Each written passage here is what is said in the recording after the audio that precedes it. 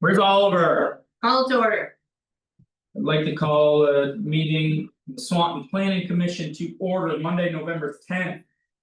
2025 at 5:01 p.m. First item, agenda review. I'm just texting. So I'll under take, Northwest Regional Planning. After that, before you set the next meeting, we should discuss the definition for outdoor recreation. Yeah. So I'm gonna put 4A. Or just make that 5, and I'll just bump the rest of them. Yeah. Outdoor rec. Okay, review minutes, October 14th, 2025.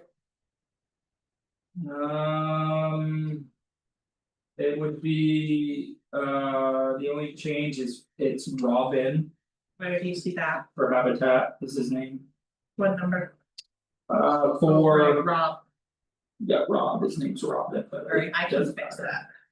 that. Yeah, just essential, Could entertain a motion.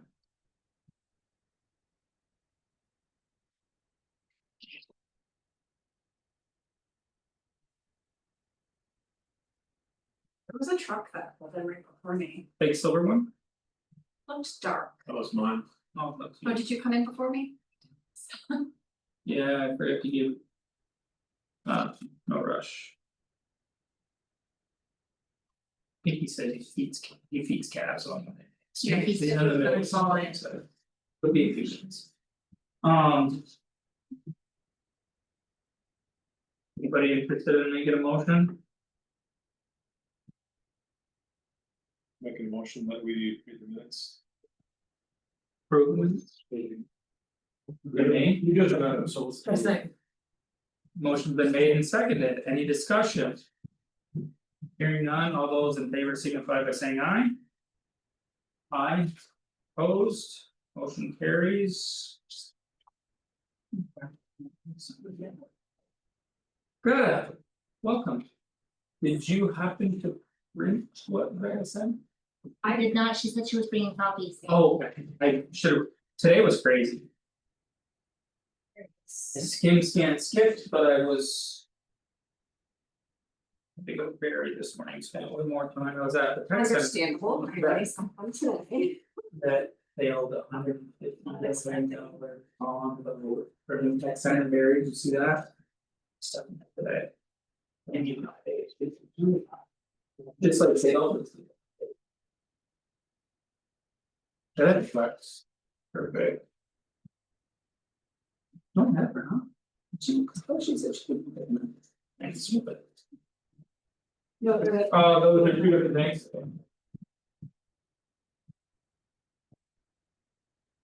Hang on, please, sorry.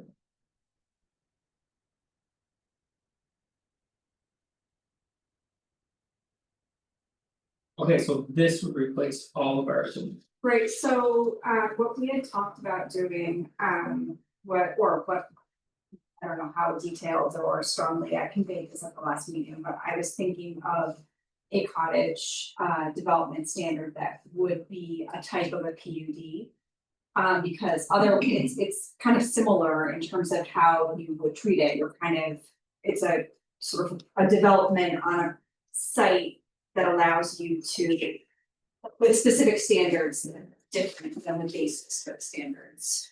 So like smaller minimum lot sizes or frontage or other dimensional standards, so. That is very similar to your PUD standard, and so I looked at your, PUD standards in general. So I looked at your PUD standard and. I don't think that it is super applicable to like a rural. Development, because number one, it doesn't require open space other than what's required for any subdivision. And number two, it has all of these density provisions, but it's based on a minimum lot size of 1 acre, which allows you to get quite a bit of units anyway. And so if it was my guess, you probably don't issue density bonuses. Because they're not needed, no one needs density bonuses because they can get enough units already. And so for that reason, I don't know Like, I don't think the PUD in its current form is serving you. Because it's not filling a need, anything they need to do with this. And the idea also behind a PUD is that you're trying to propose a design that is. Maybe better for the town because it meets town goals, and so I put together a draft. I was using Fairfax as a guide because obviously I have limited funds for this, so I'm like kind of. I just put some language in there. I did adapt it to Swanton, but it's, and so that is intended to be like a rural district. Rural planning development. The idea would be that, you know. You could get the smaller lot size. Allowed like smaller than an acre, but you would have to conserve like 60%, for example. So you would, like, the idea would, or you can do a traditional subdivision. Right, so it's not like you're required to do the PUD. We can come back to that later, it's not a requirement, I just felt like. If I was gonna propose a cottage development standard for you as a one type of PUD. I thought it might make sense for you to also look at the other type of a PUD. And see how they might work together as two different types. That are, you know, achieving like a good development design in your community. So that's the overall introduction of the structure of this. And so the way this is written right now is, it, you know, this could, whatever this, the final version of this would just replace Article 9. And so it's planned unit developments, and then there's two types, cottage and rural ranch development, whole land development. So it is still in alignment with the enabling language for planned unit developments in statute, that's 24 VSA 4417. And it allows specific building arrangements that otherwise would not be permitted in the district, but still align with the intent of the district. So there's purpose statements for each of the districts, right? And then section 9.2 applicability. It applies to all developments that create or develop lots and take advantage of the special characteristics conferred by one of the two types. Cottage developments and rural plan developments. Cottage developments are allowed in the central business district, transitional commercial district, and residential district. And rural plan developments would be allowed in the rural district. I did say something you could consider is actually requiring sort of like big subdivisions in the rural district. To be PRDs, or RPDs, but that's not something that you currently did, I just put it in there as something that. You could consider as an option. So Up to you. so if someone took 12 acres and chopped it up into 12 1-acre lots. They would have to turn it into a PUD With that permission, with that provision, so it's, 10, anything 10 or more. yep, So, that's. and that's not required, again, it's, the idea is, thinking about where you want development to happen, and, in your town, like right now, the rural district covers most of the town. So if the types of subdivisions that are happening in that district are like what you wanna continue seeing, and I don't know how many you see over 10 or more. It was triggered after 250 at that point. That does trigger out to 50 at that Yeah, point. So. I'm seeing the sounds there, if people are doing it, they're coming commercial on it. I'm seeing maybe Right, residential. Lot developments, Right. or just not. yeah. Do you know of any in town that have been done in the last 10 years, Yeah. type thing? I can't think of one. So you don't have to make a decision on that right now, I just threw it in there, it's something that if you wanted to get a little stricter on the types of bigger subdivisions, like the design of bigger subdivision in your town, that's one thing that you can do. Let's not like, doesn't have to be a major focus for right now. I'm fine if you don't wanna go there, I just, because I was touching your and providing you with an option for this like rural PRD, I wanted to just provide it as an option, so. Types of PUDs, so section 9.3, I defined cottage developments and rural land developments. So cottage developments are an arrangement of buildings around a common yard area, usually central and perpendicular to the street, to promote a desirable neighborhood design. At a greater density than otherwise allowed in the base district. And then the rural plan development, the rural plan are an arrangement of lots in a compact settlement pattern that concentrates development on a minor portion of the site and leaves agricultural resources and natural areas undeveloped to sustain the town's rural economy and way of life. So then the review process that I'm proposing is that cottage developments would require site plan review and minor subdivision review. And that sketch plan would be conducted administratively, so there would kind of be, I think that with the cottage development, I was able to be a little bit more prescriptive in the type of design you would get, so the idea would be, okay, well, if you're gonna do this, I meet these standards, then I shouldn't have to go through like a major subdivision. So Amy would be able to go through and make sure they meet those standards before they go to the next step. Right, so she would do a sketch plan administratively. Yeah, And then they would go and they would have a public hearing for site plan review in combination with minor subdivision review. And then that could be continued if needed, or it could be permitted after that. online. For RPDs, I think because that we're talking about larger subdivisions. And that might have infrastructure like new roads and stormwater and stuff, I was kind of feeling like. It's pretty difficult to get descriptive on that with a town that has limited staff, so I wasn't sure that an administrative or like. Reducing the level of review for that type of project was a good idea or really appropriate for this town. We can come back to that, so there's no difference, the way it says major subdivision unless it's less, that's how your standards are designed. You trigger minor at your overgrade, so there's no difference there. So the PUD based standard is really just saying, for both, it's an alternative development pattern that has distinct standards, building placement, setbacks defined by the type of PUD, and that they would then supersede any pre-existing or any base building standards that conflicted, right? So these standards for the PUD, if there's a similar setback that supersedes the base setback standard. And then If our bylaws have a smaller standard than what's here, you're saying? it was like, so. If they had a different standard, so if you had if you have like a 20-foot setback in like the residential district, but for a. PUD is 5, Right, then. this would supersede it. Correct. So 9.6 lays out the cottage development standards. On page 2, so CDs, and maybe we don't want to abbreviate because CD seems like kind of a weird abbreviation.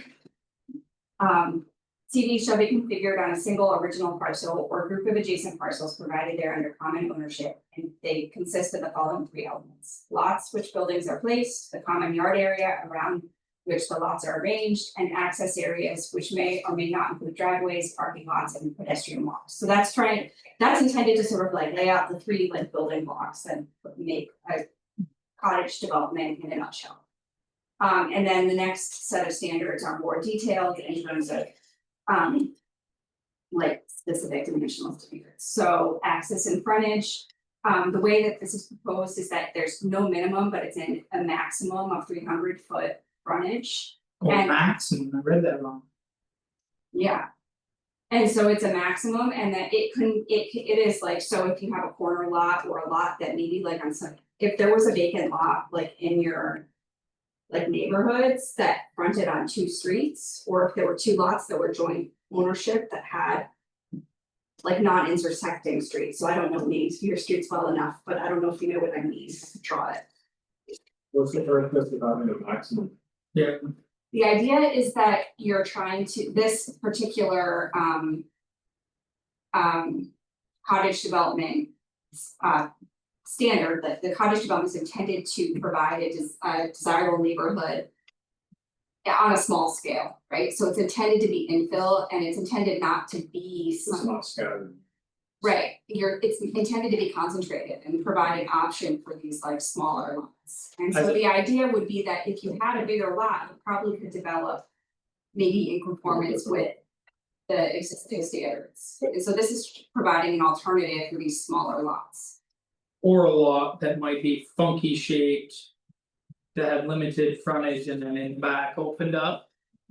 Be my assumption, but if you had more than 300 feet, what you're getting at is.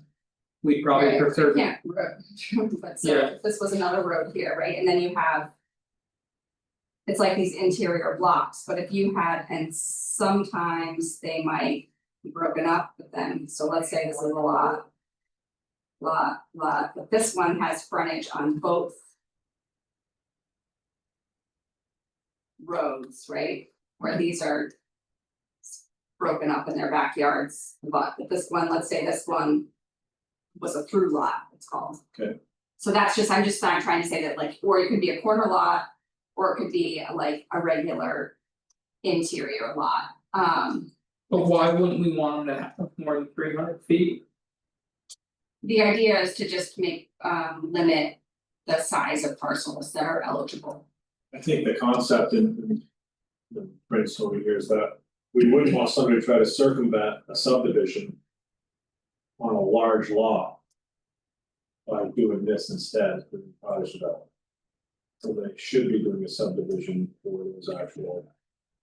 Yeah, that's what I'm thinking, like, the idea is that you can't, these are properties that can otherwise really be developed under the civil city regulations. So this is a type of neighborhood that could be approved on these like smaller. You don't want somebody to do it on a large lot. So Like 10 Six acres. South River, there's not really an option for them to develop like this in your current regulations. Right, But this would allow for that. this would allow, and what I'm thinking about was not so much them, about. Someone that takes. These, let's say. Takes all 3 of these lots. And tries to do what's going on. Yeah. 6 South And River, I think and that, try to be more flexible to increase density. Mhm. Right, because this year you're talking 3 units, yeah, but I have a feeling that setbacks are pretty small in your residential district. But if we wanna take it, like, I don't know, I didn't know, I was like, is this the right length? I like the concept of having a maximum because I think they're, like, otherwise I think you could potentially like. Just, You have to look at that. yeah, but I mean, like, so, Especially because I if think, it's unicorn. right. that's what I'm getting at, that's 300 feet's not a lot. Well, so if you guys know your, like, the parcels, if you know, open up a parcel map. Yep. And like, find some lots that you think that would be good examples or good candidates for this type of development. And let's test out some of these standards, like what's the right, what is the sweet spot for Swanton, you know? So, I think it's hard to find that, and I think it does take some investigation. At the local level to make sure you're comfortable with it and it's gonna work and we understand the intended consequences.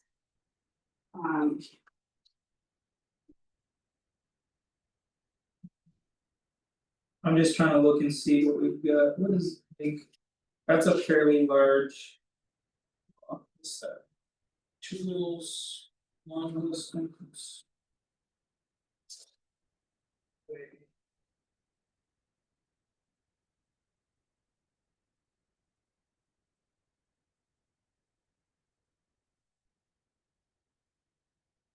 $53 So that's only 150 feet. And that, whoops, that's not. So this yard, I don't know if you know, but you can see all of our tax maps on hunting at Oh, okay. 0.55 acres. So.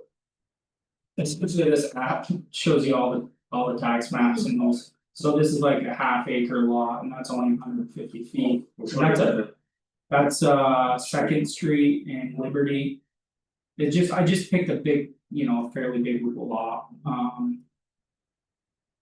just to give me an idea what the actual measurements on some of those, so 150 feet on a half acre lot, it's not as big as that 300 feet is fairly, that's a lot of frontage, Yes. thinking of it that way, comparing it to this lot, Yeah. is what I'm getting at. Mhm. Yeah, I mean, this is typical for like a rural district where you're, Right, you know. that used to be, well, let me tell you, Well, and My the dad- bylaws are only 50 feet is all you need to subdivide anyway, so 300. is a Right, lot. that's a maximum, yeah, Yeah. so you could get, it's a fairly big lot when you're thinking about, a 0.2. acres. When my dad heard we went to 150. You said it was not. Yeah, it's like, you mean when I subdivided this But place how is that 30 gonna years affect ago, the it was corner lot? 100 feet? He was like going on. Corner lot, man, like your corner lot. Your corner lot, how much road frontage is there on both sides? I would say it can't be much more than 150, 200 feet. So it would really work in any village lot where that is going to work because you have water and sewer anyway. Well, let's, actually, here's one, I'll show you one, cause we own it, I'll measure it right now. Liberty in Canada, Oh, yeah. 45 yards.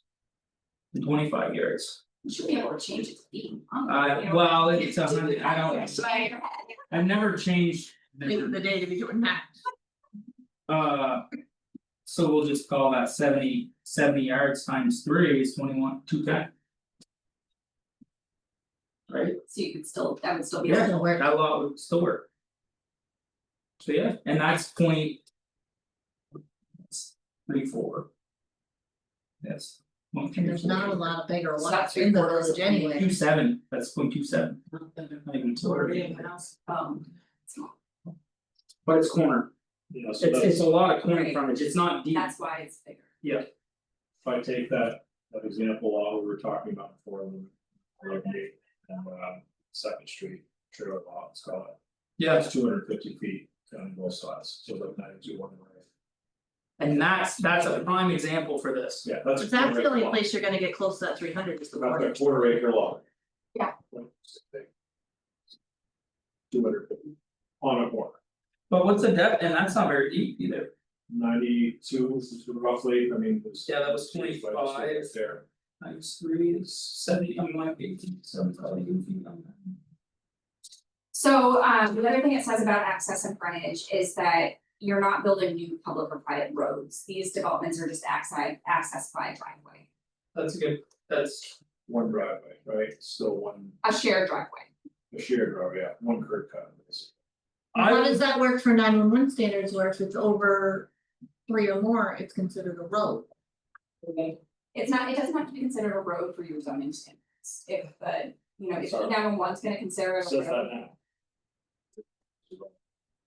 That would be- Or Three or more. it would be, okay, so I'm gonna note that, Because that's the E911 standard. that's 3 or more parcels. 3 or more. Good point. well, I actually, Good point. getting to that, I'm actually proposing that because of the.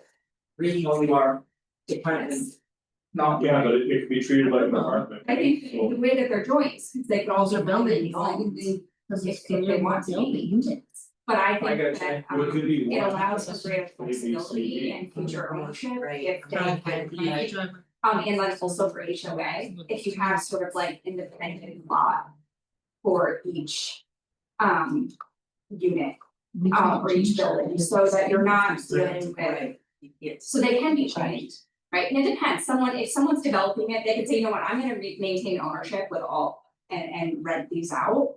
But I think you'd still wanna identify and delineate the lots for the purposes. individually, okay, that's where I was struggling to understand. And I'd like, I mean, I'm curious to know what Habitat thinks, but he wants to sell these, I believe.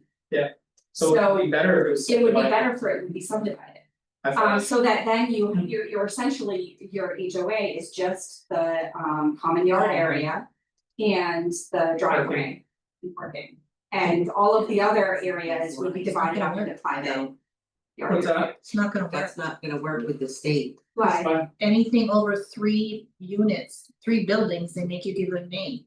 Or 3 parcels, so even if you subdivided it into 6, it's gonna be a new road, so you might not be able to include that. I think that you can still call it a name, even if it's a driveway for the purposes of zoning. Oh, she's saying no different than Lefty Lane. Lefty Lane's only 2, But I'll do some Why research. did they name on that? that's what I'm wondering now that I think about it, But like Reeves Drive, where Travis Blisle built all those, that's a road, Reeves Drive, which off was that, Bashand.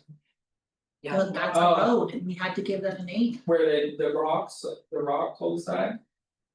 anything over 3, Just barely, as soon as you go. just up on the left.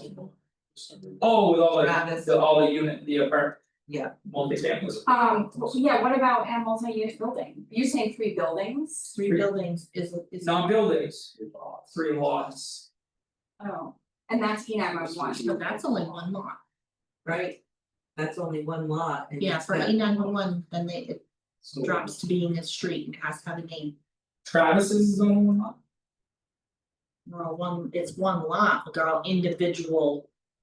Numbered units, But they call that a street, yeah, it's Reeves Drive. Yeah. Has its name, has its own name, but it's private. yes, it's private. The other thing that goes into this, not that it would work down there, but where I'm thinking is maybe potentially a corner lot. Is we don't want a handicap. Sean mentioned 1 curb cut, but I would say. I would argue we don't want a handicap 1 curb cut, it may make more sense for access and egress. If there's the ability to have something have. Entry and exit on 2 separate road, you know what I mean, like Keep the traffic moving, make it a one-way, like, I don't know, just safer for traffic. throwing. Just But I thinking think out you're loud, gonna doesn't run make into sense trouble to, with that, not creating any new roads. no, it's just the village. I've talked to Dean about that. Just throwing it out, does that make sense though? Yeah, and I think the idea of it not being a road is that you're basically not requiring it to meet town road standards. And so you're requiring it to meet driveway standards. Which is much different than our road standards as we So figured out. E911 doesn't care about the road standards, if you need to name it. And call it a road for the purposes of 911, I think you can still Do that, do that as far as zoning goes and require it to meet driveway standards. But the intent is that this is a lot that is in the village, so it's quite accessible. It's not and it's not very big, so you're not creating a long road that's gonna be Right. difficult. it's not gonna be a mile long or whatever, 750, I think we put on some of those ones that offset our roads. So, I mean, I think we do wanna, it might be interesting to talk, get the perspective of emergency access. For like this situation, we don't wanna create developments that are gonna be hazardous from an emergency access situation, but. The idea would be the driveway, because it's on such a small lot in the village, is gonna be accessible, there's gonna be fire hydrants around, there's gonna be. The fire truck should be able to go up to the driveway and access these units without too much trouble. Well, I think as long as it's staying in 1 lot. Then it's not a factor, it's when you change. The amount of lots that are on that, that's where you're. Being. Well, that's why, one cares, but because they just wanna be able to know and have a number for each lot, but. From a design standpoint, why does it matter? Why can we approve that so that each person can own their own lot? But maybe their driveway is named and not, Why do you have to put that in there where they won't create any roads? Does that have to be in there? we don't want to require road standards for this access drive. For this small, that would be. It's not like. We're not looking to access like what's going on up on Maple Road or anything like that, I mean, we're talking about. Driveways that are essentially parking lots. Like Like- over there, it would be more parking lot than driveway, does that make sense? Yeah. So if they were to have to build that up to our full blown road standards. Cost wise, it wouldn't make sense. And it's not needed, it's not gonna see the traffic. Right, it's not needed. It's just gonna, Yeah, it's today still gonna it's have really a going name, before you can. That's fine, that would be their address. that's fine, give them a name. And I'll look into how this is, cottage. I'll look into that and think about how other towns might be dealing with this. Could be, it could be But I know there's a Rib way. Cottage. Call it Rib Cottage 1, Rib Cottage 2, Rib Cottage 3, I don't know, I mean, maybe it isn't driveways, maybe it isn't private It's drive or one whatever. shared driveway Right, that would be named. And So, it could be the yeah. address and then unit 1, unit 2. But they're gonna But be they're not, separate but buildings. they're gonna be separate buildings, they're gonna have separate tax. They're gonna have separate tax cards, so they are gonna need separate addresses. Well, how do condos work? It's the same as. They're all condo. separate numbered. Right, so that's how this would be. We don't have you, Alley Drive is all, Yeah, but that's a drive, yeah, that's what I that's a mean. private road. Yeah. This won't be a private road. But we'll make it a private road, just won't hold it to road standards. It'll essentially be treated like a private road otherwise, it just will. Like Lefty Lane wasn't road I don't standard. understand why that has a name, it's only 10 houses. that was done years ago. Was it Just- named Lefty Lane before? It wasn't that long ago, It was, well, Was it- well, that's long enough, When that, but they haven't, weren't built till, what, 3 years ago? yeah, they could upload that one for a long time. So, well, let's move on, I understand the issue, I think so, hopefully I'm conveying that. For this type of development, it doesn't make sense to require No, road standards, so we'll figure out how to make it work. Whether whether we need to tweak some of this language. Because of that, so we can come back to that, I made some notes here. each one shall be. And so now we're moving on to setbacks. And this is pretty like as minimal as we get, and one thing that I started doing after I left is some additional research on the NFPA standards, the fire code, state fire. Yeah, because that. I was wondering So, about that. which I honestly don't have a ton of experience with, and I was trying to understand like what actually is the standard, and it seems to be really dependent. And then so some towns, I tried to do some research and figure out like, well, some towns have their own building codes where they define this standard, which is sort of intended to be in conformance with the NFPA. Yeah, I think the NFPA is like dependent on the type of structure. yes, This seemed to be the clearest way that I've seen it explained. It's from Laconia, New Hampshire, but just as an example of like really clearly explaining what the requirement is of the NFPA. I thought it did a good job. But it's saying that for a 2 to 4 story, the minimum that doesn't have any special fire protection, like yeah, walls in its walls, like you can, I guess you can construct. does it say types on there, type A, type 1A or something, anything, does it say no one type? It just says, so for a 2 to 4 story structure that's not that's combustible type 4 and 5. Type, okay, The minimum distance between structures is 25 feet. For type 1, 2, and 3, the minimum distance for a 2 to 4 story is 15. And for single story, it's less. But I think we're less than. We were, But this is intended to be in conformance with the NFPA fire code, but I couldn't find any distances in the NFPA fire code. But I didn't have like a printout of it, and I could only access the free one online, which had like, let's, so I need to do more research on it, but I didn't send know. you an email or something like that. Okay. State fire marshal. He would answer and I probably, well, I suppose.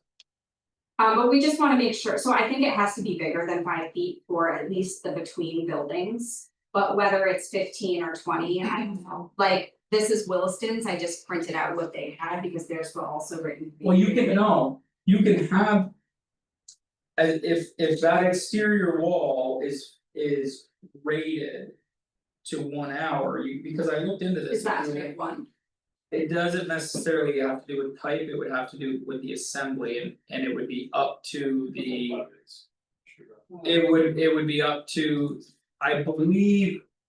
Cause I looked at it for our duplex, I think it was anything under 10 feet, you had to fire rate that wall, which would be like exterior rock. And have a rated assembly. All, I did see that something. it had to be a rated, I could probably get it, you know, who it might be able to help us answer this, you know who you need? Is Reg. One thing that you could do also is define that like good. Bigger number that is gonna make sense for most situations, But say that the DRB could allow for a waiver if the applicant provided justification that it was in compliance with the NFPA based on construction.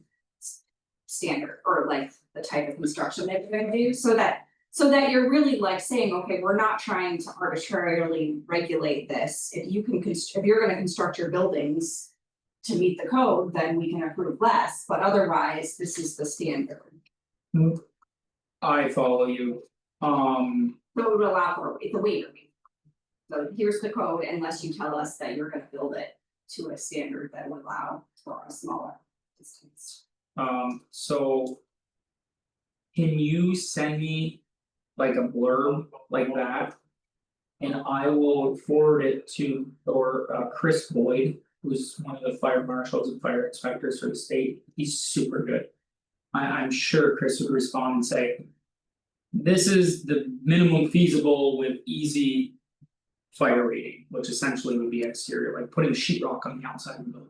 Is literally all you have to do and you can have those buildings almost touch. Financially, Stand the heat for so many hours. financially, it would make, the closer they are, makes more financial sense potentially for a builder. Maybe. I think 5 feet is reasonable, 5 foot setbacks, that means 10 feet from the line. No, Does that so make this is 5 feet setback is from the exterior of, like, so let's use 6 South River as an example, so. Looking in. Everything like driveways, road, buildings would have to be 5 feet from the exterior of the cottage development parcel. And then the interior, like the lots for each home, that's Yeah. part of the cottage development, there's no minimum lot size and it's just the buildings, even though like they're individual lots. There's no setbacks from the lots that we're measuring, it's just from building to building. So that's what number 3, minimum setback between buildings within the CD.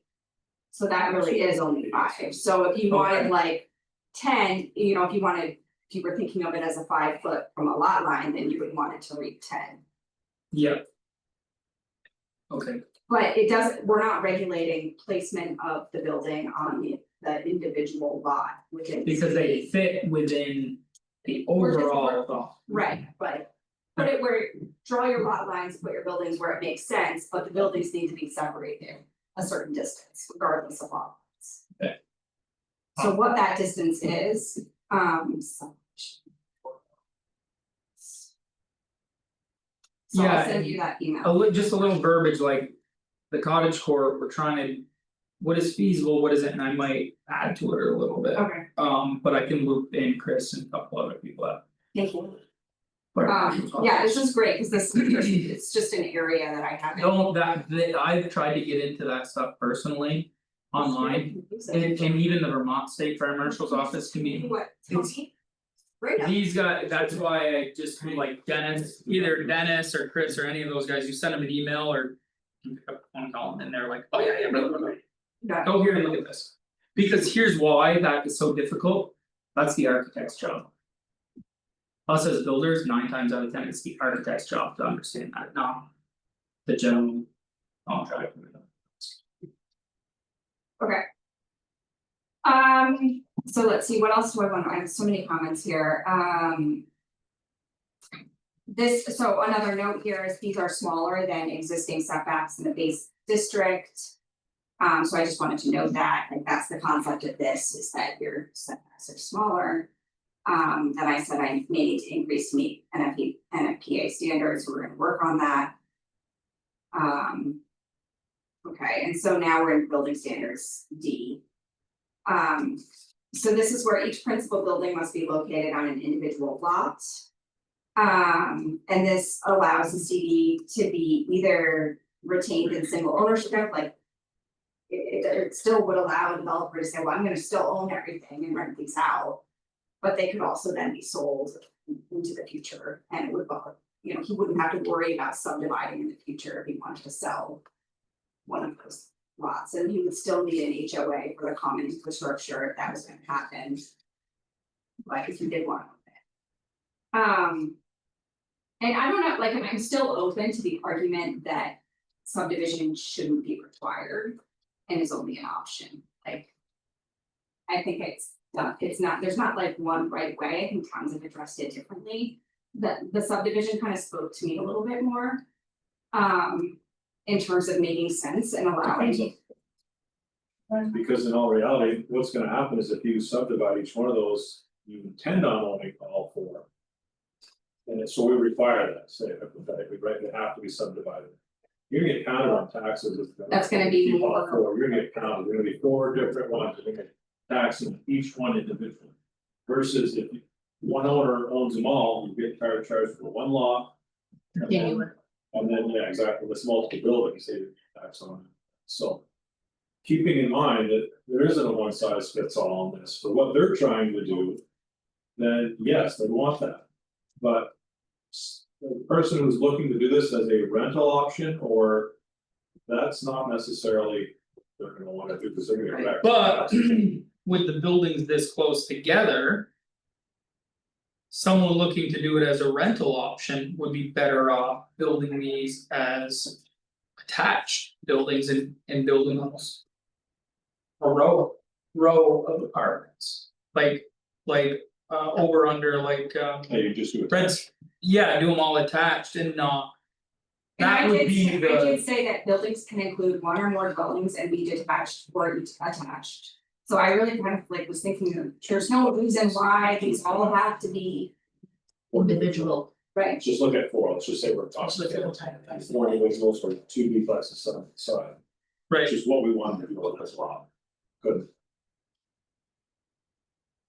All of them bought before. So I think one thing to think about is that some towns that do a cottage court do it in a form-based way where they have specific building types that they're allowing. And those are, they have like a cottage building type, they have a townhouse building type, they have like, and these are actually, they look like a picture, like an architectural rendering, and that's what you're supposed to like cookie model. cutter, Right, and so it doesn't make sense to do that in Swanton because that's not the type of regulation you have, so you're not gonna just do it for a cottage court standard.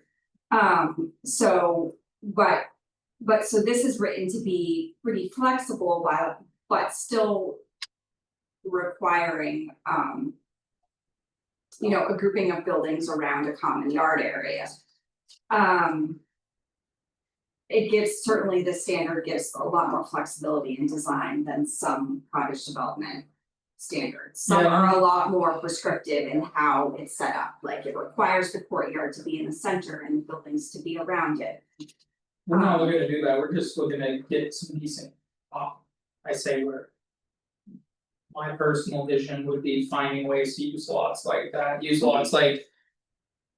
He was struggling there on the corner of Pine and Canada, potentially, Andy Leduc's lot there, like allowing something a little more flexible. He ended up putting a single family, or is that a Yes, duplex? A single. family. But if this was there, he might have done a duplex or something different Right, there. I mean, you could have, you know, like a set of duplexes around a court. And what that does is, it actually allows people to partner up more as an option also. Because Ross and Sean could decide, hey, You we could want have to buy like a this single unit together. up there, like And that's, each own a duplex, kind of thing, we're sharing common area and stuff, which would allow more partnership. Ways to chop that up. Ways to chop it up different. So it is another option. So we could do that, which makes things happen. I see that as being good, but I don't want to pigeonhole people like into having to have to look at this. Does that make sense? yeah, and I did, so if we'll get to the common yard area standards in a second, so the building standards, it's saying that no building. Shall have its rear wall toward the common yard area, Okay. and so that just makes sense because you're not, like, the point is that they're oriented. To To the front, right? Yep. So, but even it, like, it allows, you know, so if they're not next to the common area, as long as they don't have their rear to the common area. So 4 to 20 buildings, so that's 20 is quite a lot, I don't know if that's ever gonna be possible. But notice we're not regulating units, right, just like you don't do in the other part of the town, it's multi-unit, you don't have a cap. So at least 4 buildings. To make the cottage core, cause otherwise you should be able to meet theoretically the So. Not if it's a non-conforming lot. do you think 2 buildings is enough, 2 or more. 2 or more? I would say 2 or more. I don't foresee us ever getting, because isn't there a maximum? You got a maximum road frontage of 300 feet.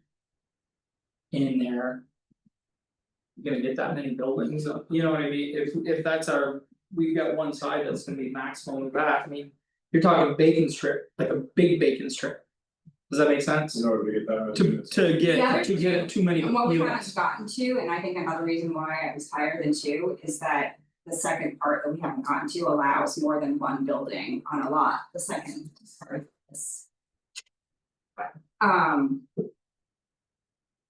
Allows more than one building on a lot. Anywhere, Anywhere in our districts.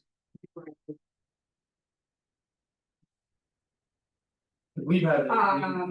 actually, I said. Because we need to discuss this, I said within within zoning districts in the village of Swanton, so I don't know how you wanna do that, like whether we name the districts, whether we. So we would just do with water and sewer. With water and sewer.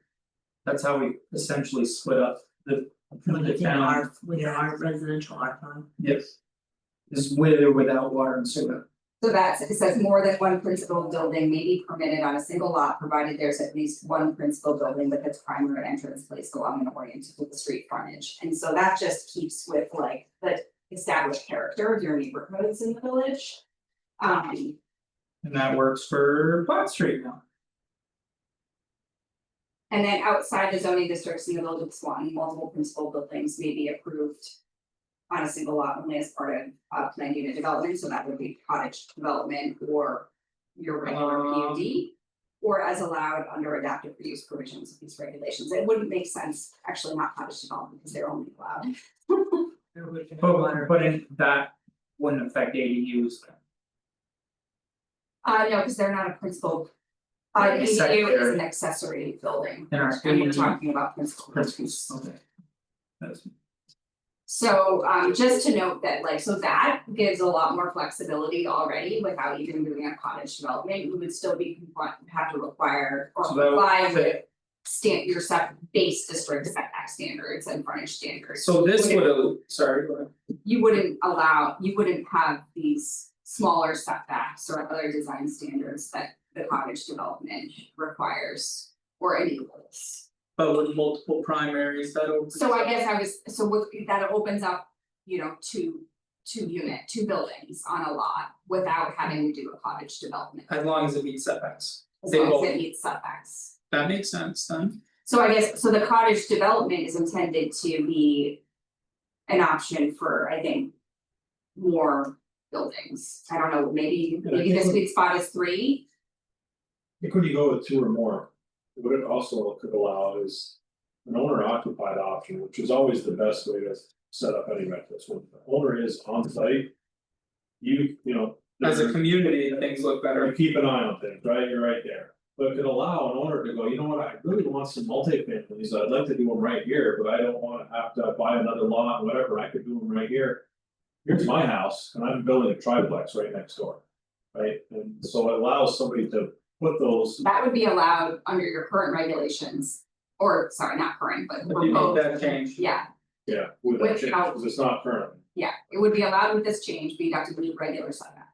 Yep. Which aren't too prohibitive. Our regular setbacks are pretty they're pretty good now, decent, I think, in the village now. That's from the plans, it's a lot better. It's hoping, we gotta. Build some tax base. But I don't mind that either, I mean. I don't, I kind of want. here's what I would say. Yeah. And we haven't got much direction, but Corey mentioned the fact that making minor changes down the road. Will be much more streamlined than in the past, is that correct? I don't know, I thought we still needed to have public hearings for changes. I thought he said there was something coming out. That's what he said, but I don't. So happened that. Maybe that was proposed last year to try and make, like, where I'm going with that is. We leave it at If we needed 4 to change it later. We leave it at 4. Well, and someone walks in and asks to go to 3, it's like, They go through the public hearing process and. it's gonna be 3 months. To do it when, or do we just say, you know what, what's it gonna? Who cares if there's overlap, right, you're saying it's allowed there, but who cares if it's allowed in either direction? Does that make sense? if we make those changes, which I would say we wanna make those changes. I would say just make it two and know that there's gonna be overlap and just. Like I said, if you've got a 300-foot maximum to be able to get 20 units in there.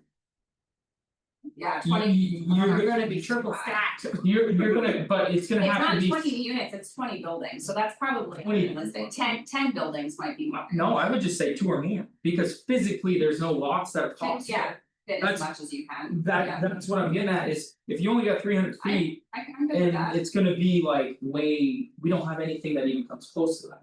Even if you bought a couple. That's what I'm saying, so. I would say just Where 2 you're or more, covered.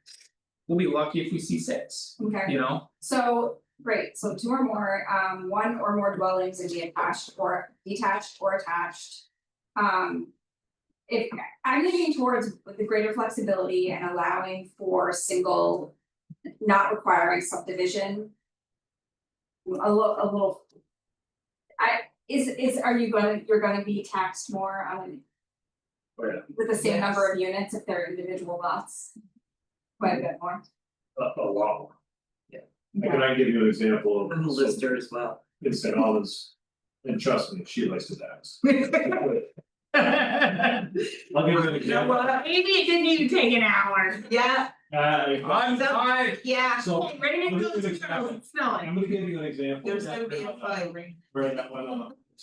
Bobby Gamash's building in St. Albans that he had down on South Main Street. He had, I believe, 9 condos, let's call them down there, but he rented them all the whole time, he wanted to rent them all. And he's paying way more. He was paying like 28,000 in taxes at the time. And versus if that would have just been apartments, which was. You know, at the time, it Contiguous was like, one, yeah, it would so- probably been 10-12,000, it was truly more than double. Because they were all. So they can be subdivided or not. I would say they could be or not be. I mean, it's a free market, if someone wants to build that many units on a single lot, knowing that they may have an issue selling them down the road.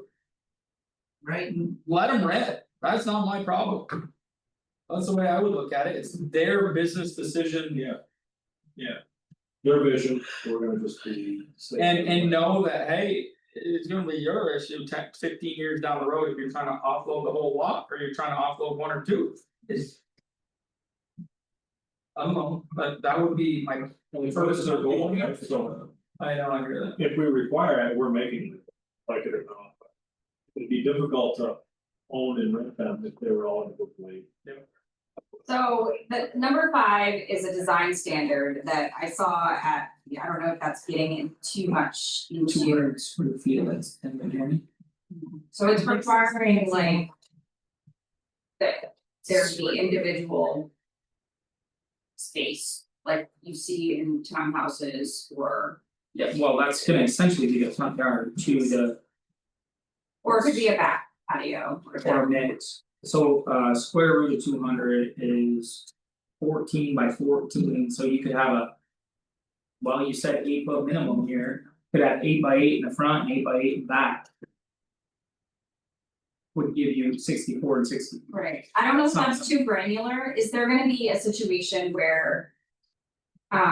Something like that is not proposed and it's not desirable and we would wanna require it. And again, this is intended to be something that like. The ZA could advise on in sketch plan review, they're gonna come in and hopefully maybe theoretically at 1 hearing. So anyway, if it's. I don't know how, like, the idea also is to create homes that are going to add value to neighborhoods, and so is this gonna help do that? The other thing we gotta remember is lot density. Or not lot coverage. Yep, we get to that. Oh, but what I'm getting at is. I mean, you're putting it in here, but if there's gonna have to be some open space somewhere. There is, but we're not having a coverage, I don't think I have a coverage standard for the it's just For the like, whole, We do. why? It's Oh. gonna be met because there's a minimum common yard area then required. I like this. You don't need to Okay, have lot coverage, not it, because you're saying to put these minimum sizes in, right, okay, that's. It's going at it from the other direction. I was thinking this was redundant because I was thinking you're gonna have. Lot coverage too, so no lot coverage, No but lot you're giving them coverage. these minimum square footage for each building, which in my thought would probably be. This is gonna be less. Than lot coverage, if we're saying they only need 200 square feet. No, then there's common yard area, but that's the, I'm saying that's a minimum. So it's enough. I know, but what that's saying is, that's better than saying you can only have 50% lot coverage on that little lot. Because you're gonna have to be 50-50, whereas 200 square feet, that building's gonna be more than 200 square feet. Does that make sense? That's what I'm saying, this is actually making it more dense. Other than the common area, take the common area out. right, well, this is just a minimum, right? So you can go above this isn't a maximum, but I think the point of it is just that. That each unit is given some by the Yeah, addition or desirable unit I think That's it's better, for minimum. why not? I think it's because it's such, these are small lots, so it's intended to be. 60. Gives them less room to put stuff on, if you know the building I'm talking about right now. Well, and she takes care of that in the next. We got, where's Ed, we gotta start talking about down here. So Raining the squirrel. one other item, we're almost to the end, but before we go on to common yard, Oh, wow. so no driveway shall be located between a building and a common yard area. So that's just a design perspective, right? We don't wanna have the driveway between that. Any use allowed in the underlying zoning district is allowed, but if it's conditional use would be required, so that allows it to be potentially mixed use. Thoughts are there, No, Kind of reaching on mixed use. but it would be, you would still have to do conditional for commercial. Or anything that was conditional, or anything conditional in the use table would be conditional use review, so it would be treated just like any other lot. Would be someone could put a hair salon in one of these. if they got conditional use review.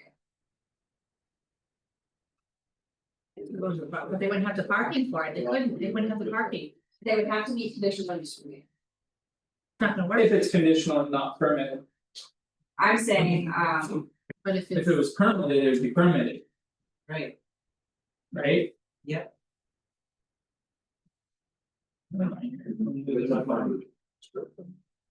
What's the permanent it district? depends on what district it's in, so I don't know what residential has. It Residential, would, that's where I'm headed right now. This would be short. 2-9 residential. So permitted would be accessory dwelling, accessory use, childcare, group. Childcare home. Home occupation, There's nothing to do with that. Home occupation and childcare home, yeah, like those are allowed anywhere, so. public facilities, that's a building for the, yeah, that wouldn't apply to anything like that.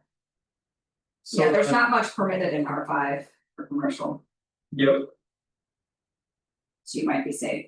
group home, But. If you had more than one district on here, central CB business, and TCD, so there's. so if there are any lots in TCD, then there The day is spa, financial No. Permitted. Not in a house, neighborhood store in TCD. no, it might not fit, but it's a permitted use in that district.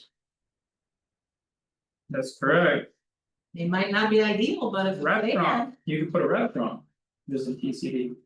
grandma's cookies coming your way. So,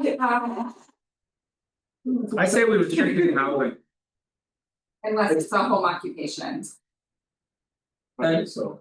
any. You end up with some We open funky up stuff. the whole new ball of wax there. Alright, no, I think you make it residential unless it's a home occupation and list those two that we had in R5, which was. Around that. those are Childcare, allowed by right in Yeah, any residence, those are- so we don't really have. Okay. Yeah. What would be defined as a home occupation? It's, you have specific. what's near I couldn't find the definition. home occupation. A B C D E F G. messages here. Home occupation, if all business located on the operator's residential property as an accessory use It does not alter the residential character or the property. So Considered a so home when- occupation. So it's, I mean, you could be like an accountant, Singles Replace it with. from doing. Where's all room used, hairdresser. you could be a hairdresser and still, like, Yeah, if that's you, installed through the whole face, so.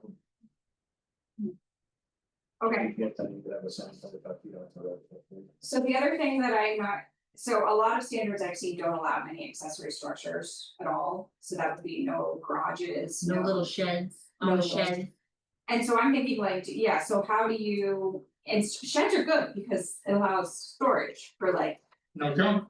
yes.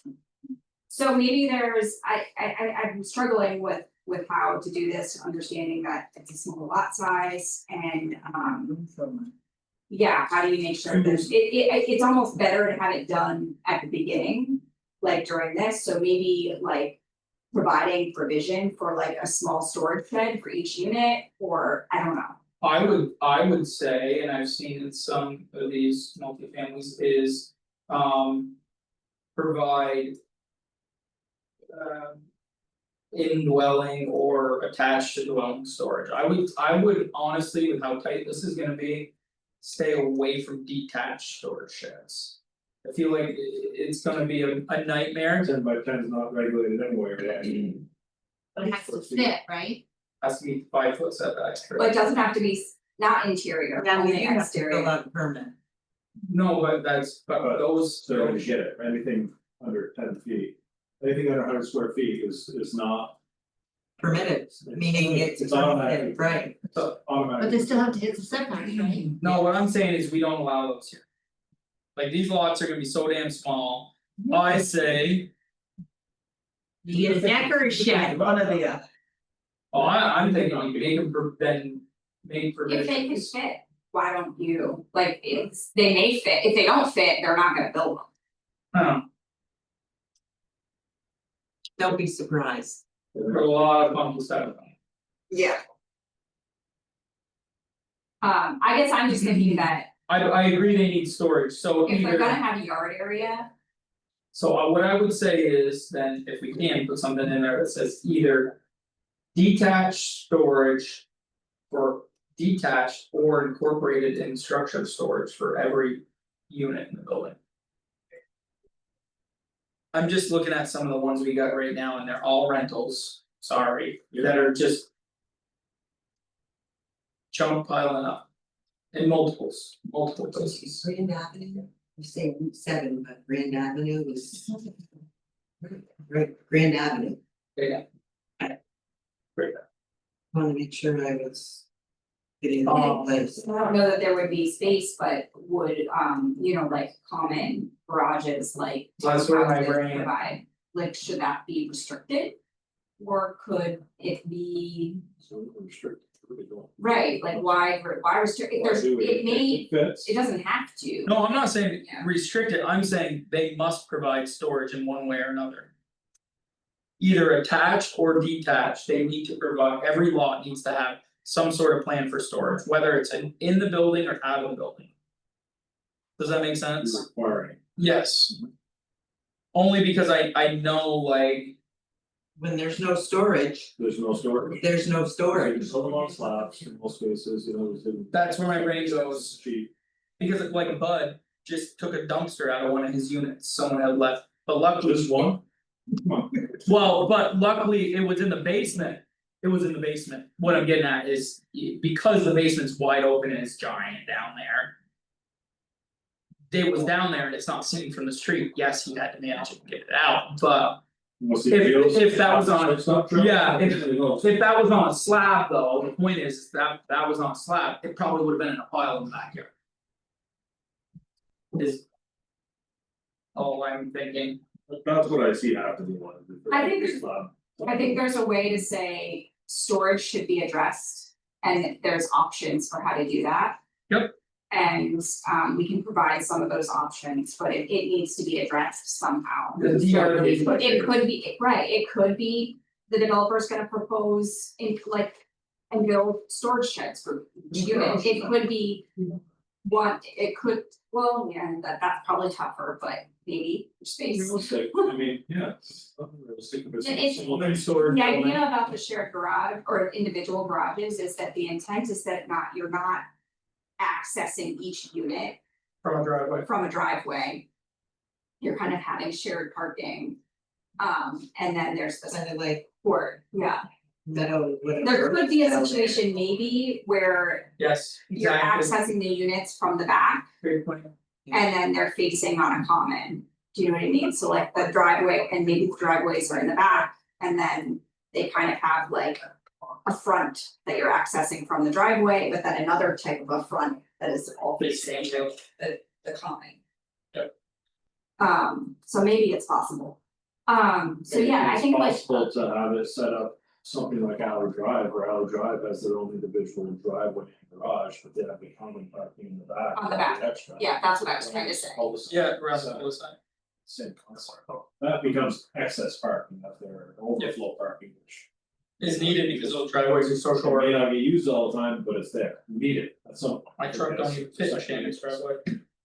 Okay, That's So- the change there is. It could be just literally a garage on the end of one parking space. And then, Or no parking space, or no parking space. that garage could back right up to the public parking. You drive in, you don't have a parking spot, your parking spot is for garage. yeah, Well, then what happened to the shed? Where's No, where we're do we just, go? we're saying there's Oh, a, yeah, you do, because your car's going in there and then junk is gonna be all over the place. that's valid, Well, that's why you have the extra parking. yes. Yeah, more, they have to still. In my garage to Just jump saying. in. I'm the one that has to take care of that Yeah. stuff. Okay, so common yard area standards, the common yard area must be at least 20 feet wide on its shortest side and have an area not smaller than 1,000 square feet and not larger than a quarter acre. So 1,000 square feet is pretty small. Obviously. And we don't want them chopping up a quarter acre for a whole bunch of stuff. Or more than this. The common yard area must directly front onto a public road on at least one side, and then I allow a waiver for. Because I think that Funky that's, lots. It's gonna be true. Right. Yep. which is why I allowed a waiver. Flip the page. I think that a traditional common court is gonna set up where like the common area is fronting on the road, but. This allows, so this is sort of saying like that's the typical, but Because it might be in a line and then go this way, right, and the common area may be back. It's kind of- yes, that's what I'm talking about. Which is gonna be the only way possible if you put in your law. So the other thing I say is that parking, and this would actually. So a minimum of one parking space per unit, so it's reducing it a little bit than what you have. It's 1.5. No, This is one we've talked about, and Corey keeps saying, there's public parking. Where? That's usually spaces. these are small units. People to come. Not everyone needs 2 units, and if they need 2 units, they might be deterred from living in a place like this. 2 spots. 2 spots, sorry, thanks. Won't deter it, I don't suppose. What would deter Space. the developer or you, and this is a minimum. So I'm saying if someone needs 2 parking spaces, that's gonna be a factor when they're deciding where to live. And. You know, not every unit has to have parking for 2 spaces, not every unit. There's a lot of single person households these days. So not every unit has to be designed for the 2-car household.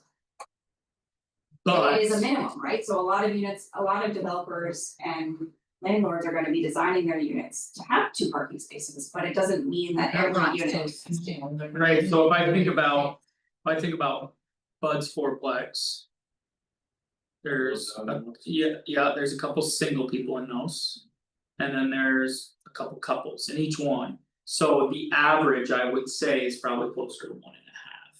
But like one of those couples has a son. I know when he's there because I'm trying to buy a parking lot, he says.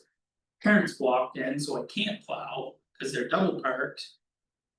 I would say the average is 1.5. And those are would be 2-bedroom mine. units that he's got. Those are 2-bedroom units, I just think that you don't want parking to restrict the design, I would agree, and so that allows flexibility. I mean, I think that if a developer is thinking that, he's gonna. Wants to make sure that. Folks that need 2 parking spaces are gonna have access or.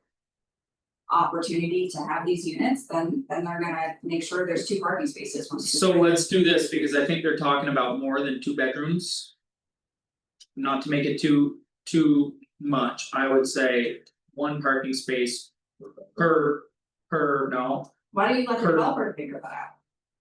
Why do you have to regulate it? They're gonna do the minimum.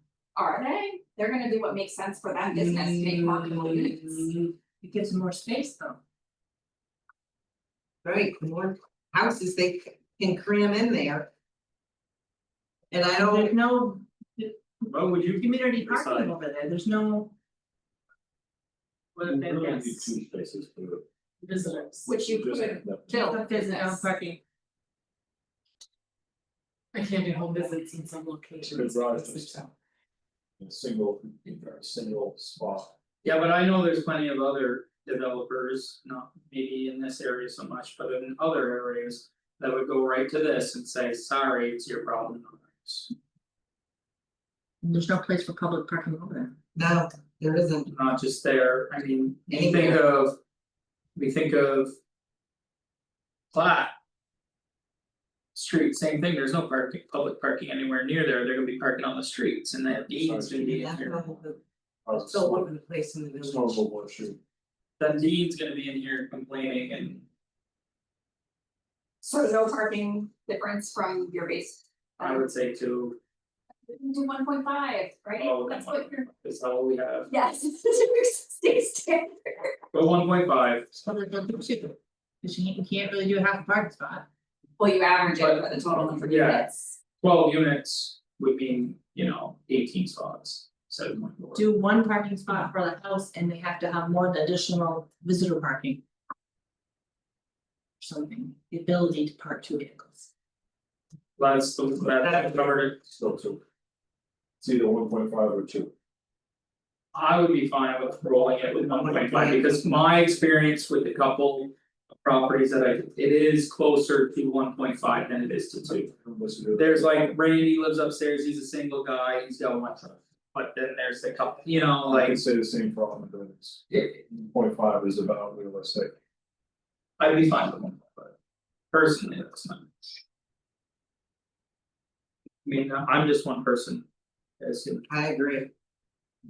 The parking areas must not front on the common yard area, so I didn't think it was. That's okay. But it's some of the standards. We need to keep in line. yeah, For simplicity also, yep, I would say 1.5. across the board, or somebody gonna start to twist and turn, I'm gonna do this instead of this, and.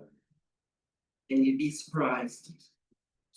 So parking areas must not front on the common yard area or a public I road, would if say this is seeing not it feasible from the due to road. site limitations. May approve a minimum deviation from the standard with landscaping. And screening. So this is the situation where like if you. Have a driveway that goes up. And then you have the common yard area next to it, and then you have, That'll solve your granddad's. you need to have. Solve your granddad. And No. the vehicles in the road, you won't see it. Not visible from the road. Or what one? Yeah, right. I was looking at parking too, screening for the. Must not. How's it gonna solve it? Cause you're not gonna see it. People do what they want to do. Yeah, Stick you on that. they're parking And all you over the let- lines, which I do, but not. But they don't want I mean, I access it from one spot, what drives me nuts is when they access their yard from like. Over the four spots, yeah, like, and there's cars lined up and it's like, jeez. You can't get around the corner of the green. It's not safe. It's out in the road. So They're pretty, so that's essentially it for the cottage development. I don't know if You got some PUD, there's PUD stuff here, I don't know if you wanna take a look at it, we can talk about it this time. yeah, This will let's, give you some more opportunity to digest everything. Essentially, the difference between the PUD is that, I'm proposing that you have.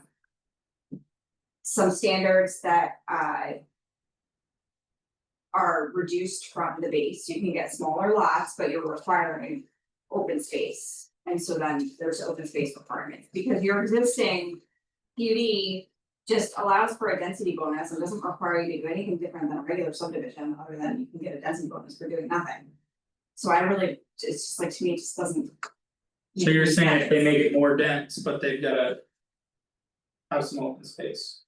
Right, otherwise just have subdivision, you don't have a PUD, if you're not gonna, if your only provision with the PUD, like, what is the purpose of the PUD? But sometimes I wonder,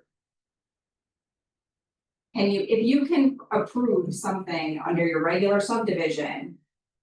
That's coming in as a PUD, like really notice, what are you waiving? And what design are they doing that makes it different than a traditional subdivision? Like maybe they're asking for like a slight setback waiver, well then maybe we should just be looking at, if they're not otherwise making a subdivision that's different, then. I don't know, like maybe your setback What it standards. comes down to is that if you start doing large level subdivisions, then you can start to alter where your groundwater is flowing off at this point, stormwater runoff. Major septic setups, if it's in the village where it's water, municipal water sewer, not as big a deal, but you start looking at major stormwater runoffs, so I'll give you an example. Look at what they're dealing with down in St. Albans on the south end of town. Everything below the, they've chased Pocat and everybody else down for, and all the developments that have gotten beat up down there below BFA. And all the stormwater runoff issues that they got down there. They're pointing the finger at the developers from what happened 30, 40 years ago, but we know the reality is that. Since then, there's been so much more development that's happened up above by the interstate. That has forced all that water down there, they redid the interstate, they changed the setups there. When those guys did those developments down there on the bottom, just above Main Street. There was no commercial development, there was the wagon wheel, there was a little gas station, there was nothing else above that, right? And so major stormwater changes can be an issue, so anytime we're doing a major stormwater runoff change. I think that's where the PUD factor comes in, is that we gotta make sure we're solving those issues. But you can do that in subdivision too, all of the standards for stormwater are in subdivision standards, and PUD just refers to subdivision. The plan unit development To take a look. provision is just intended Okay. to say. You can wait for a good subdivision design that clusters You get units, some you can waive, but you're supposed to create this open space, and if you look at the enabling language for subdivision, it speaks specifically to open space. And if you're doing open space in a PUD, why can't you just make the lots normal? Realistically, Normal, meaning normal lot size. Meet the lot size and whatever, if you have all that open space for a PUD. right, well, so you the got- thing, it's supposed to be a trade-off, that I you know. can get more units in a smaller amount of lands Right, by having them smaller. And then having the balance be open space, otherwise you could just do the minimum lot size and not Right. have open space. right, But you have a 15% open space requirement for any subdivision regular, not a PUD, it's 10 units or more in your current regulations. And there's no open space requirement for your PUD. oh, there Only, isn't, the only thing a PUD does is allow for density bonuses, which I don't think are gonna be used because you No. can get enough density with a minimum lot size of 20. Especially if you're looking at doing, if you're doing a bigger subdivision that's 10 units or 10 lots or more. I don't know, we're gonna have to look at that. yes, so you can take a look at that, this is an option.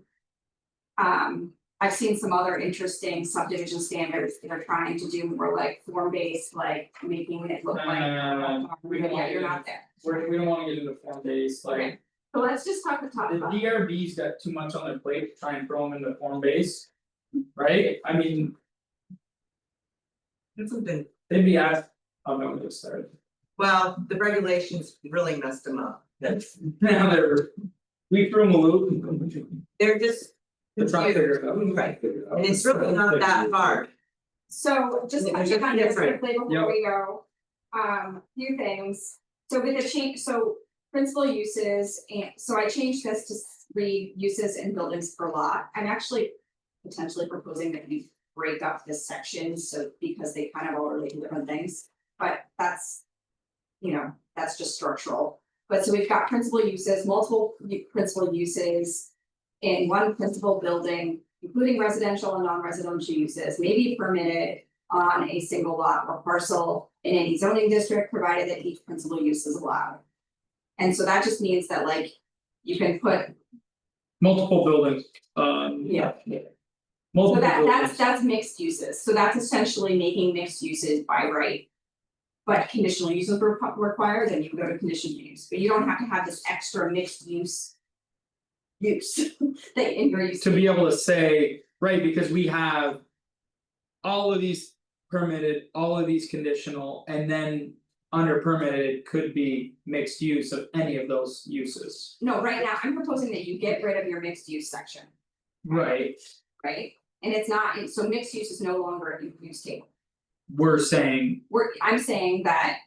Any combination of uses can be allowed on a lot if they're permitted or conditional, you just have to go through that review process.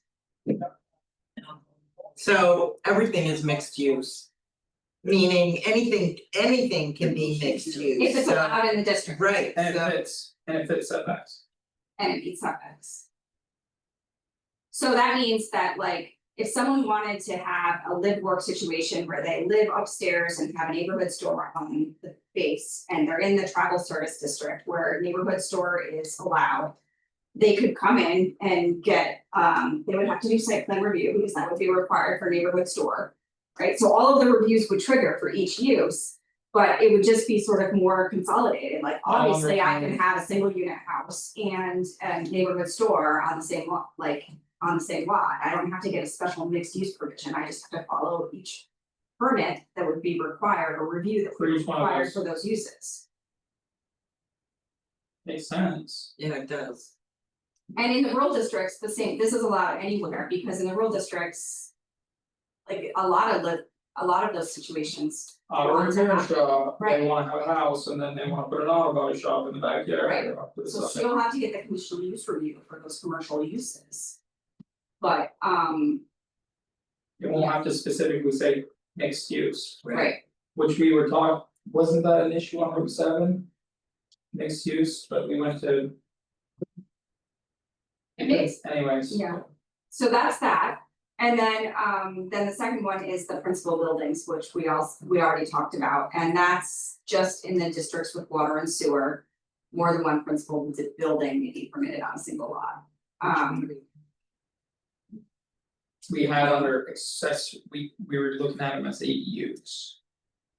ADUs are allowed regardless. Yeah, This is more than I knew one that. principal But- building. But this is saying This doesn't have to be owner occupied, ADU is more than.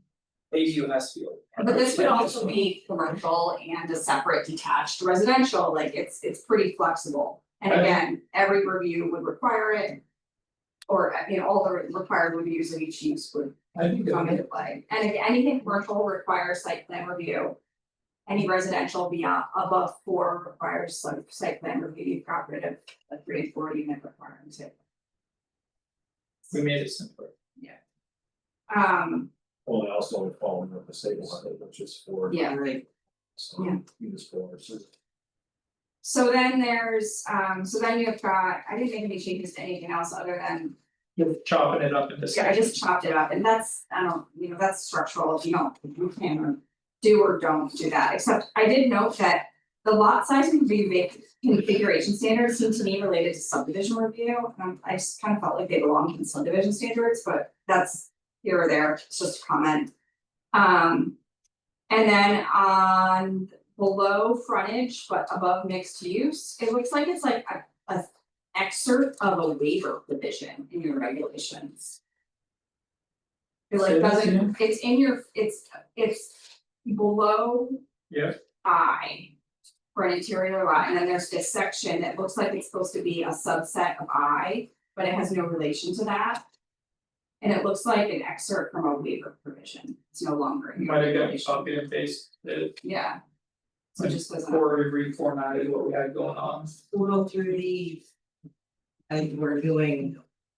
The bylaws, Okay, let's Christine and I will. Look at some of this stuff. So that's that, I'm happy to just keep, since, I mean, if we're gonna have, I'm happy to just come to the next meeting, if you want. To continue the video. yeah, You need when were we gonna do another one? January. January. How's that gonna work? I think we should try and push for one. Or February, yeah, of course. December. I think that's a ways out, January's 2 months. I don't wanna let my foot up, not just about that, but I also don't wanna let up my foot, like, let our foot off the gas on some of this other stuff that I I think. know that, yeah, I know that. These are Habitat's the waiting. meetings for 2026. We need maps. Maps. We never got the Maps. new maps after the last. The new maps, Emily never gave us the final maps, we just had the draft one. Oh, did you ask for one? Ross, did you ask for them? I think Corey was. Corey said he'd asked a few times. Yeah, I need 2 big maps, I need, Even this one says draft. yeah, You got it? so should I contact Emily?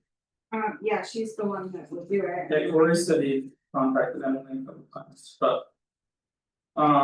The yes. Oh, I tried to Fairfield.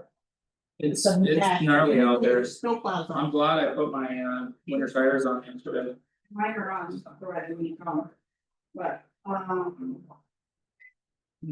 So we would be December 9th. The tractor trailer off on Worston. not driving it, Yeah, I got cleaning at 5 PM on the 9th, but I can. They can take care of it.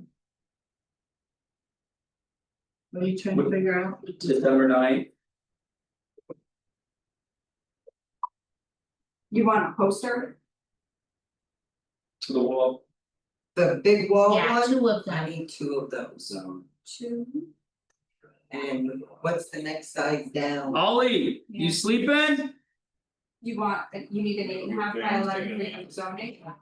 And, So you're taking care of them? we know right now. Okay, thank CC, you. yeah. So you wanna do December 9th? I'm good with the 9th. Well, you got an appointment, right? I ain't worried about my dentist. Well, you should. He'll be there Another anyway. 6 months. Detailing. They'll take him. Okay, so the December 9th, 9th. We could do the outdoor rec then too. Okay. So that we can all get rolling, cause I have to bring a shovel. so. Usually needs to go to So work what when the I get. definition of recreation is that? So Franklin County Field Days came to the select board and they have been offered to use a lot. But currently, their plan doesn't fit under the definition of outdoor rec that would be permitted. So Amy thought if you tweak the definition a little bit for a temporary fair. It worked. They're not gonna have any permanent buildings, One but day, then it could this need is to a go, 1 year, this is like a 1 Yeah. year, like. yeah, okay. he's offered it to him for 1, maybe 2 years. So. But we can do that next month. Yep. I don't think that's affecting tonight. So we'll take that off the agenda. So any public comment? that's St. Pierre's plan. Yeah, it's St. Pierre's, I tried to. thank you.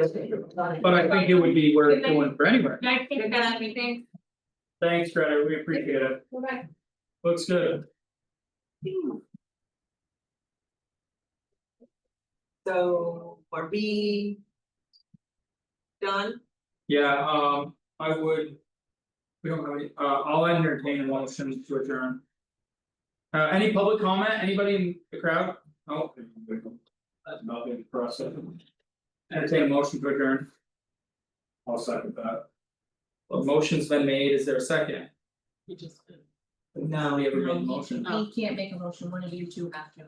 You could say so moved. Make a motion. So moved. And now he seconded it, perfect. Motion's been made and seconded, any discussion? Hearing none, all those in favor signify by saying aye.